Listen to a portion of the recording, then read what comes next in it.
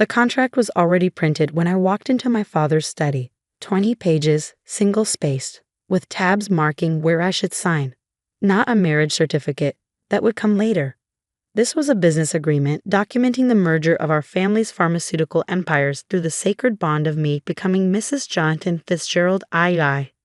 Sit, my father commanded, not looking up from his laptop. Behind him, the wall displayed his achievements, photos with senators, framed stock certificates, and a Fortune magazine cover declaring him Pharma's Iron Fist. I remained standing. I'm not marrying Jonathan. Now he looked up. Richard Moreau didn't tolerate defiance, especially from the daughter he groomed to be a perfect corporate asset. This isn't a discussion, Isabel. The Fitzgeralds are expecting an engagement announcement at the gala next month. Then they'll be disappointed. He stood slowly, his 6'3" frame designed to intimidate. It had worked when I was 7. At 25, I'd learned that giants could fall. Jonathan is a good match, he said, voice deceptively calm. He's taking over Pharma next year. Combined with Moreau Industries, will control 30% of the market. He's also 50 years old, has 2 divorces, and a cocaine habit that everyone pretends not to notice. Rumors, Dad dismissed. His father assures me. His father spent $2 million making his last DUI disappear. I have the receipts. Dad's face darkened. You've been investigating the Fitzgeralds? Due diligence, something you taught me. I pulled out my phone, showed him the folder I'd compiled. Police reports, sealed court documents, photos from Jonathan's business trips to Vegas. Would you enter a business deal without research? Why should I enter a marriage without it? Because I'm telling you to. His voice dropped to that dangerous whisper that used to make board members sweat. Because without me, you're nothing. Because I own everything you have, everything you are. Okay. He blinked. Okay. Okay. I smiled, the kind of smile I learned from him, all teeth, no warmth. You're right. You own everything I have. So I'll leave without it. Don't be dramatic, Isabel. Where would you go? How would you live? Your trust fund doesn't activate until you're 30, or when you marry with my approval. Then I guess I'll figure it out. I turned to leave. I'll pack light. Wouldn't want to take anything you pay for. You walk out that door, you're dead to us. His final card, the one that had kept me in line through every smaller betrayal. No money, no family, no future. I'll destroy any company that tries to hire you. You'll be nobody. I paused at the door, hand on the handle. Better nobody than Mrs. Jonathan Fitzgerald II. Marry him, or woe you are dead to US. The facade finally cracked, his roar echoing through the house. I looked back one last time. Okay. Then I walked out. My mother intercepted me at the stairs, pearl necklace trembling with her rapid breathing. Darling, don't be rash. Your father just wants what's best. Does he? Or does he want what's best for his stock portfolio? The two aren't mutually exclusive. She touched my arm, her French manicure perfect as always. Jonathan could give you a good life, security, status, and a prescription drug addiction by 40, just like his last 2 wives. Her grip tightened. You're being selfish. This merger could save thousands of jobs. By creating a monopoly that drives up drug prices, how noble. You ungrateful. She caught herself, smoothed her expression. Think about your future children. They'd want for nothing, except a father who'd be present and sober. I shrugged off her hand. I need to pack. My room looked like a museum exhibit. Rich girl circa 2024. Designer clothes, luxury handbags, jewelry that cost more than most people's cars. None of it mine, really. All of it purchased with the understanding that I was an investment. A beautifully dressed merger waiting to happen. I packed 2 suitcases, jeans, t-shirts, the laptop I bought with internship money. My degrees, Harvard undergrad, Wharton MBA, stayed on the wall. Let him stare at them and remember that he educated me too well to accept being sold.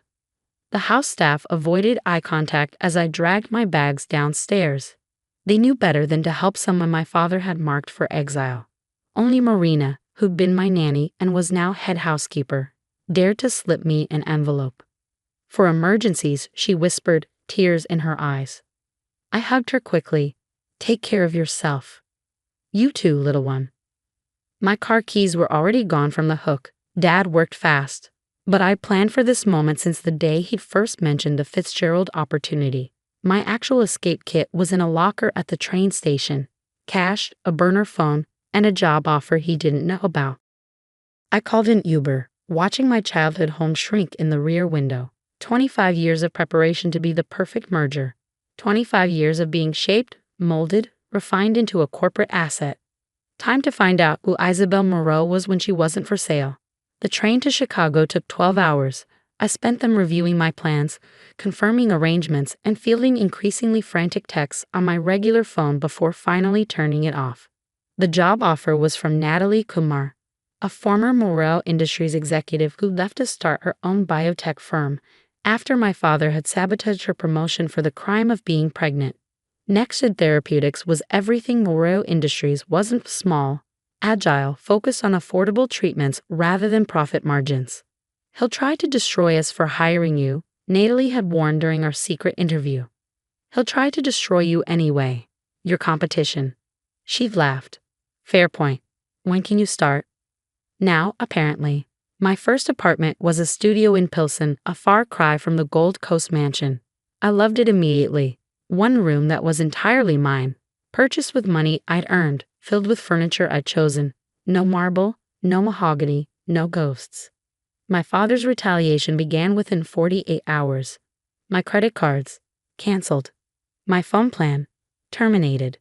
My LinkedIn, flooded with messages from concerned family friends warning about my mental breakdown. He even had a lawyer send cease and desist letters to any company I previously interned with, claiming I'd stolen proprietary information. He's thorough, Natalie observed, reading the latest legal threat. He's scared, I corrected. He knows what I know about Moreau Industries. Which is? I smiled. Everything. 25 years of being groomed as the heir apparent had given me access most employees never got. I knew about the off-book accounts, the FDA violations, the clinical trials buried when results were inconvenient.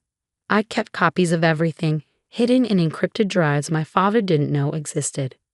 You're not suggesting, Natalie trailed off. Blackmail? No. Whistleblowing? That's just civic duty. The FBI was very interested in my civic duty. Turns out, price-fixing schemes and falsified safety data caught their attention. Special Agent Martinez took notes for 6 hours, occasionally muttering "Jesus Christ" at the more egregious violations. You understand your father will know this came from you, she warned. He disowned me. We're not family anymore, remember? She smiled grimly. Hell of a divorce settlement. I threw myself into work at NextGen, 60-hour weeks developing treatments that would actually reach patients who needed them. My Wharton training, filtered through a conscience my father had tried to eliminate, made me valuable in ways that had nothing to do with my last name. The engagement announcement still happened. My father, ever the optimist, simply substituted daughters. My younger sister Celine, fresh from Vassar, appeared in the society pages on Jonathan's arm, her smile as frozen as mine would have been. I sent her one text. Run. She replied, Can't, not brave like you. You could be. He'd destroy me. He'll destroy you anyway. Just slower. She stopped responding after that. The FBI raids hit Moreau Industries on a Tuesday morning. Federal agents carrying boxes, computers, files. The stock price plummeted. The board called emergency meetings. My father's face on the business news looked haggard, confused, outraged. An anonymous whistleblower, the reporter said, insider knowledge spanning decades. He knew. Of course he knew. The call started that night. Not to me. That number was blocked. To Natalie, to my landlord, to anyone he thought might have influence. The messages were all variations on a theme. Tell Isabel she's killing her family. Good, I said when Natalie relayed the latest. It was already dead. I'm just handling the funeral. The trial took 2 years. I testified for 3 days, detailing everything I'd seen, everything I'd documented. My father sat at the defense table, his legendary composure cracking as I explained each violation, each cover-up, each life lost to profits. You raised me to be thorough, I said, looking directly at him, to always protect the company. You just never specified which company.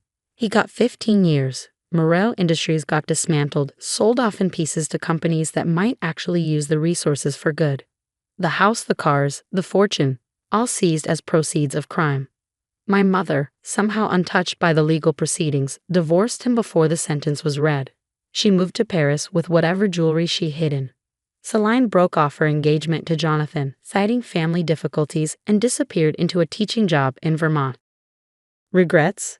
Natalie asked after the verdict, pouring champagne in our lab. NextGen had just gotten FDA approval for our affordable insulin alternative.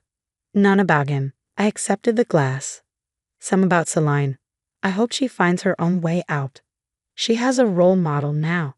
A cautionary tale, more like. Same thing sometimes. The letter came 5 years later. Not from him. Federal prisoners had limited correspondence privileges, and I wasn't on his approved list. From Marina, my old nanny. He asks about you. Not directly, but I can tell. He keeps your Harvard diploma in his cell. Says it reminds him of better times. I thought you should know. I read it twice, then fed it to my shredder. Richard Moreau had taught me many things. How to read a balance sheet, how to identify weakness, how to destroy competition. But the most valuable lesson was one he'd never intended. How to walk away from people who saw you as property. My phone buzzed. A text from an unknown number, forwarded through several security filters. I'm in Boston. Can we talk? Celine. I smiled, typing back. Coffee tomorrow. You're buying. Some bridges, once burned, cleared the way for better views. And some family, once chosen instead of assigned, was worth keeping. Jonathan Fitzgerald III married his third wife last year. She's 23, a pharmaceutical heiress from Atlanta. The prenup, I heard, is ironclad. Her father probably thinks he's won. He has no idea what she'll do next.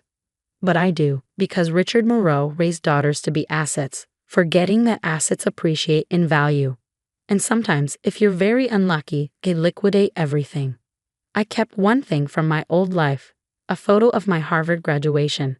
Not for nostalgia, but for perspective. In it, my father stands beside me, proud and possessive, unaware that he's posing with the instrument of his own destruction. Marry him, or you're dead to us. He'd screamed. Okay, I'd said. He should have been more specific about who would end up dead.